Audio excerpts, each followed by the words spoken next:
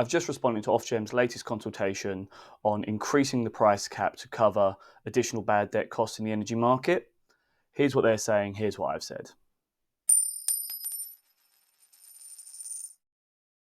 Hi everyone, I'm Richard Winston, Over 50s Money. Welcome to the first energy petition video that I've done this year in 2024. Sorry, it's taken us a little while to get round to them, but there will be a few coming this week, so do keep an eye out. Please do subscribe to the Over 50s Money YouTube channel, turn on notifications, you'll get notified as soon as I post those videos, because there's quite a lot to get done this month. In this video, I'm going to be talking about Ofgem's latest consultation on increasing the price cap to cover additional bad debt costs. Now, some of you will remember that we covered this a couple of months ago. They had a consultation before where they were asking whether or not they should do it. And in this document, they said that they received 80,000 signatures on a petition that said not to do it. That's outside of us. Someone else has organised that. From us, we sent in over 200 individual responses.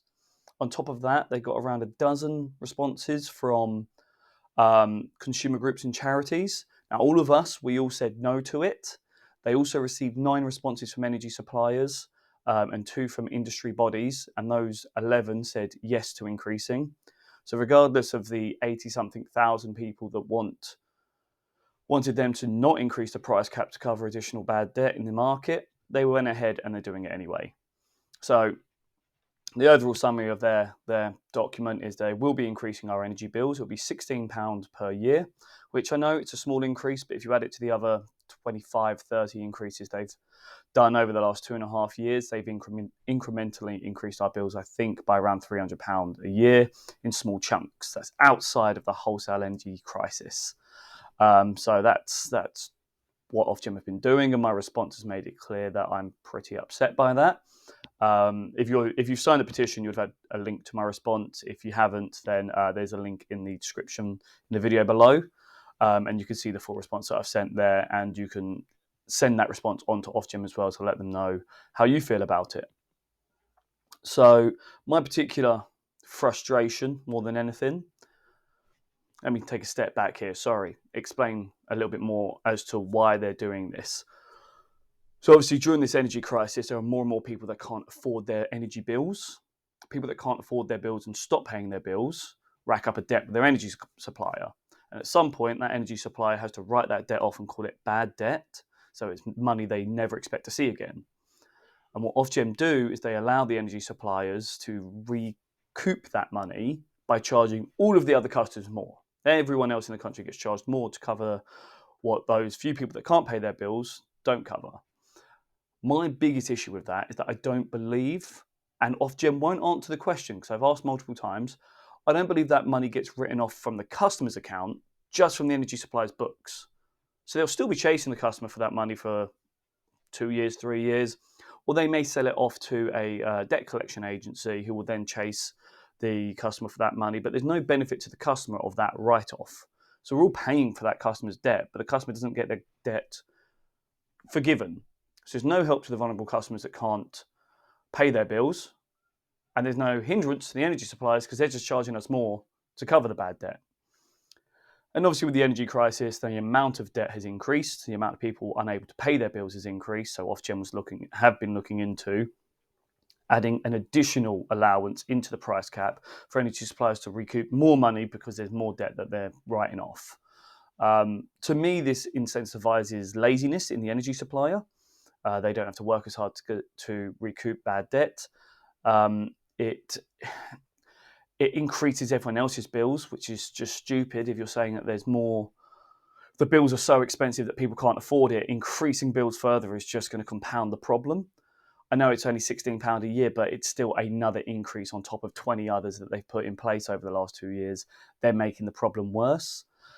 And there was one unforgivable element in my mind. So you'll remember about this time last year, there was a big thing in the news that energy suppliers were illegally force-fitting prepayment meters into vulnerable people's homes, or at least the third parties that they were hiring were doing it illegally, breaking in when they were out, and they're not allowed to do it in vulnerable people's homes. And then because of that big scandal, all of the energy suppliers voluntarily agreed to stop force-fitting prepayment meters in everyone's homes across the board for about a year, give or take. They've just started again in January, so this month. So it's been almost a year since they've been force-fitting prepayment meters. Now that's relevant because that's what they do to manage debt. If people are falling behind on their standard direct debits or standard credit bills, they will force-fit a prepayment meter, because then every time that customer tops up £10, they can take off £2 straight away. The customer will never see it, and that clears a chunk of the debt. And then the customer is forced to top up, because if they don't top up, they run out of gas and electric, and it just turns off. It's the only way a customer gets cut off is if they're on prepayment meter and they haven't topped up. And it's called self-disconnection. I hate that because they force it onto the customer as if it's their fault and they've decided to disconnect, when really it's energy prices are out of control and they've been forced onto a meter where they're unable to keep up with the prices. I hate all of that. But yeah, energy companies stopped doing it for about 10 months. And it's estimated that cost the energy suppliers around £25 million a month across that 10-month period. And I fought tooth and nail to tell Ofgem, as did all of the consumer groups and charities and everyone else that was against this increase, that shouldn't be forced onto consumer. That's only a part of the increase. There is other bad debt there that they were looking at, but we said categorically that ban was put into place because energy suppliers weren't following the rules. They weren't doing what they should have done. And there's been no punishment apart from that ban. And to force the costs onto consumers for that ban is disgraceful. It's absolutely despicable. And Ofgem have still done it anyway.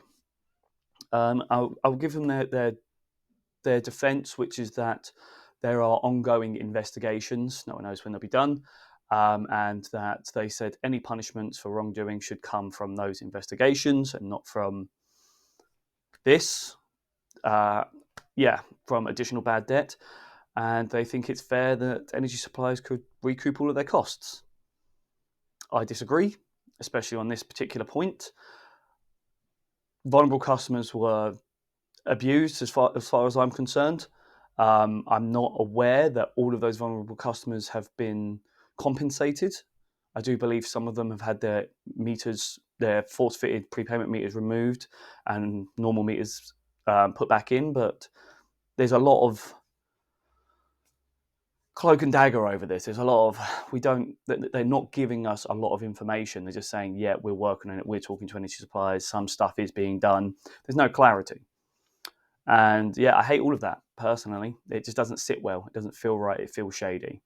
So yeah, I'm particularly frustrated at Ofgem on that specific point, but the whole thing to me is ridiculous. There's already allowances in the cap across like 3 different elements for them to recoup bad debt costs. This is a 4th one, and it's just another way for them to hike up our bills. I know £16 isn't much, but £16 a year across 30 million households, that's a big chunk of money. That's more profit for energy suppliers. And as I said, it's one of 20 odd decisions they've made in the last 2.5 years to increase the price cap incrementally, and I hate it. So I've sent in my response. It's not going to make a difference at this point. This is a statutory consultation that they're doing right now, which basically means they've made their decisions, and unless we can show them some form of evidence that it's fundamentally wrong, then they won't change their mind. Us just saying we don't agree with it isn't going to make a difference at this point. But I do think it's important that we engage with Ofgem and let them know how we feel. So I've been quite strong-worded in my response. I ask you to be the same, be strong-worded in your response. You have up until the end of the day on Wednesday, so tomorrow, the 17th.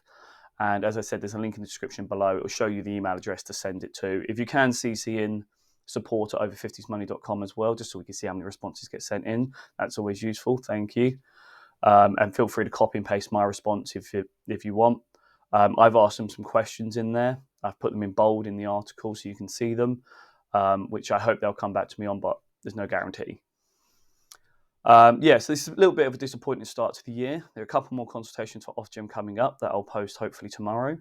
And then we've also got the broadband consultation coming up for stopping mid-contract price rises, and there's a government consultation that needs to be dealt with as well. So it's going to be a busy couple of weeks. Please do, as I said, subscribe to the Over 50s Money YouTube channel. As always, if you have questions or comments, put them in the comment section below in the video, or email them to me, richard@over50smoney.com. I'll put my email address in the description below as well. I think that's everything for now. I'll be back tomorrow with another video.